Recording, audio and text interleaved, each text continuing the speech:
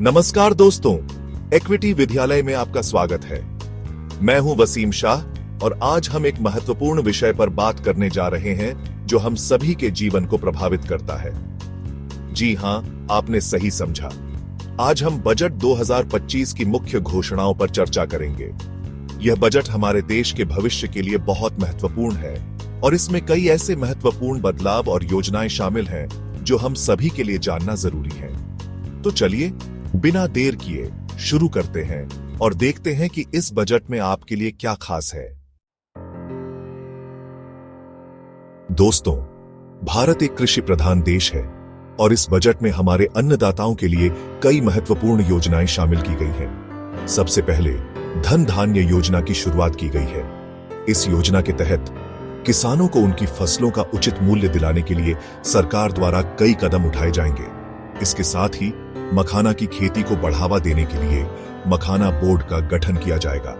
इससे बिहार और पूर्वी उत्तर प्रदेश के किसानों को काफी फायदा होगा। और तो और किसान क्रेडिट कार्ड की सीमा भी बढ़ा दी गई है, जिससे किसानों को अपनी खेती के लिए आसानी से ऋण मिल सकेगा। यह तो बस कुछ उदाहरण है। इस बजट में कृषि और ग्रामीण विकास से जुड़े कई और महत्वपूर्ण प्रावधान किए गए हैं, जो हमारे किसान भाइयों के जीवन में एक नई क्रांति लाएंगे। हमारे साथ बने रहिए और जानिए कि यह बजट कैसे बनाएगा एक समृद्ध और खुशहाल भारत। दोस्तों, किसी भी देश की तरक्की के लिए मजबूत बुनियादी ढांचा और उद्योगों का विकास बेहद जरूरी होता है। इस बजट में सरकार ने इस ओर भी खास ध्यान दिया है। फुटवियर और लेदर उद्योग को बढ़ावा देने के लिए विशेष योजनाओं की घोषणा की गई है। इससे न सिर्फ उत्पादन बढ़ेगा, बल्कि रोजगार के भी अवसर पैदा होंगे। राष्ट्रीय निर्माण मिशन को भी तेजी से आगे बढ़ाया जाएगा। इसके तहत सड़कें, रेलवे, हवाई अड्डे और बंदरगाहों का निर्माण किया जाएगा, जो देश के विकास को गति देगा। यह निवेश न सिर्फ आज बल्कि आने वाले कल के लिए भी भारत को मजबूत बनाएगा। चैप्टर 3, शिक्षा और अनुसंधान। ज्ञान से ही बनेगा आत्मनिर्भर भारत। दोस्तों, किसी भी देश की प्रगति का रास्ता उसकी शिक्षा व्यवस्था से होकर गुजरता है। इसी सोच के साथ इस बजट में शिक्षा और अनुसंधान पर विशेष जोर दिया गया है। देश भर में नए IIT संस्थानों की स्थापना की जाएगी, जिससे हमारे युवाओं को गुणवत्तापूर्ण तकनीकी शिक्षा मिल सकेगी। चिकित्सा के क्षेत्र में भी बड़ा कदम उठाते हुए 75,000 नई मेडिकल सीटें जोड़ने का प्रावधान किया गया है। इससे जहां एक ओर डॉक्टरों की कमी दूर होगी, वहीं दूसरी ओर हमारे बच्चों को चिकित्सा शिक्षा हासिल करने के लिए ज्यादा अवसर प्राप्त होंगे। सभी सरकारी माध्यमिक स्कूलों में ब्रॉडबैंड की सुविधा उपलब्ध कराई जाएगी, ताकि गांव और शहर के बच्चों के बीच डिजिटल दीवार को खत्म किया जा सके।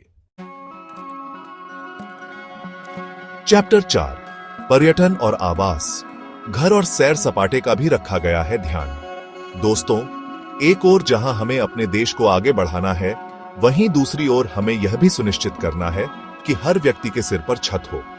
इस बजट में आवास के लिए भी खास प्रावधान किए गए हैं। स्वामित्व योजना के तहत शहरी गरीबों के लिए 40,000 नए घर बनाए जाएंगे। इससे उन परिवारों को अपना घर होने का सपना साकार करने में मदद मिलेगी, जो वर्षों से किराए के घरों में रहने को मजबूर हैं।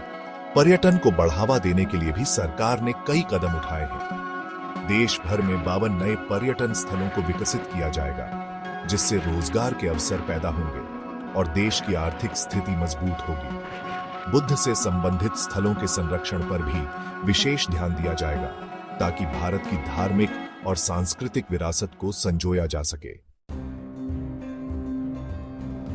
चैप्टर 5, वित्त और कराधान। छोटे कारोबार से लेकर वरिष्ठ नागरिक सबके लिए राहत। दोस्तों, कोई भी बजट तब तक पूरा नहीं होता जब तक उसमें आम आदमी को राहत देने वाले प्रावधान न हो।